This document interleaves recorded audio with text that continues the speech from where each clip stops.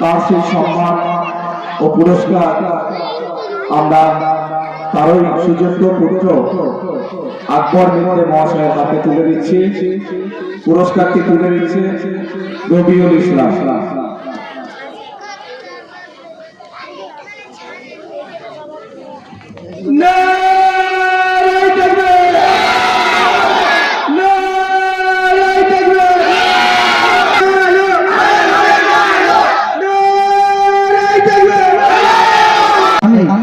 গ্রামের সবাইকে একান্তভাবে অনুরোধ করব যে সুন্দর পরিবেশ তৈরি করতে আপনারা অক্লান্ত পরিশ্রম করেছেন। এই সুন্দর পরিবেশটাকে ধরে রাখার জন্য শুভ বুদ্ধি সম্পন্ন মানুষকে আমি একান্ত অনুরোধ করব। আর যারা গুণীজন মানুষ, সত্যি এতগুলো গুণী মানুষ একসাথে আমরা পেয়েছি, আমরা গর্বিত, আমরা আনন্দিত।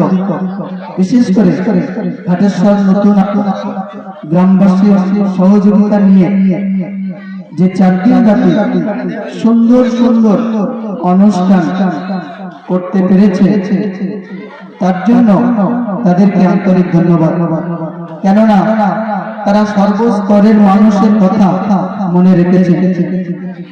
তারা মসজিদ পরিষ্কার করছেন, তারা করেছিলেন, তারা মানুষের মৃতদেহ কবরে পৌঁছে দেন, তাদেরকেও সংগঠিত করেছেন। তাই সবাইকে একান্ত অনুরোধ করব, আমরা এই সুন্দর পরিবেশটাকে আমাদের মনের নিকটায় ধরে রাখার চেষ্টা করব।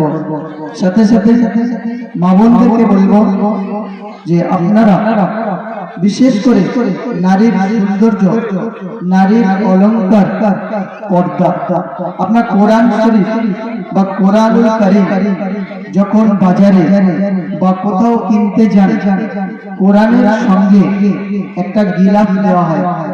এই গিলাফটার নাম জুজদান। আমরা যখন কোরআন কিনি বা কোরআনুল কারীম কিনি, ওটা তার সঙ্গে কিনতে হয়। কেন? এই কোরআনুল কারীমটা আল্লাহ রাব্বুল আলামিন সর্বোচ্চ সম্মান দান করেছেন।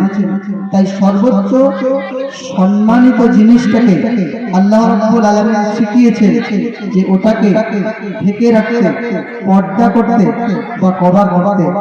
তাই সেই কোরআন ঢেকে রাখার জন্য কোরআনের এত সম্মান।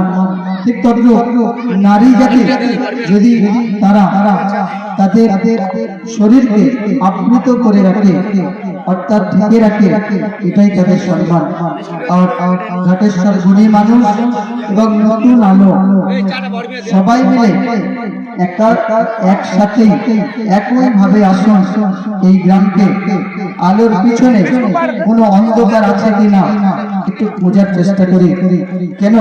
প্রত্যেক আলোর পিছনে অন্ধকার থাকাটা স্বাভাবিক।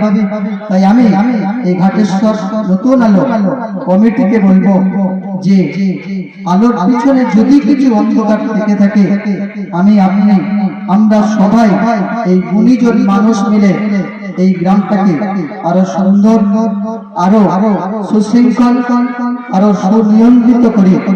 আমরা সমস্ত ভেদাভেদ, সমস্ত রং, সমস্ত কিছু ভুলে আমরা কোন সমস্যাতে একসাথে মিলে সবাই কাজ করি। তাই আজকের এই 2024 সালে ঈদের অনুষ্ঠানটা যেন ঘাটেশ্বর গ্রামকে পুনর্জন্ম দিল।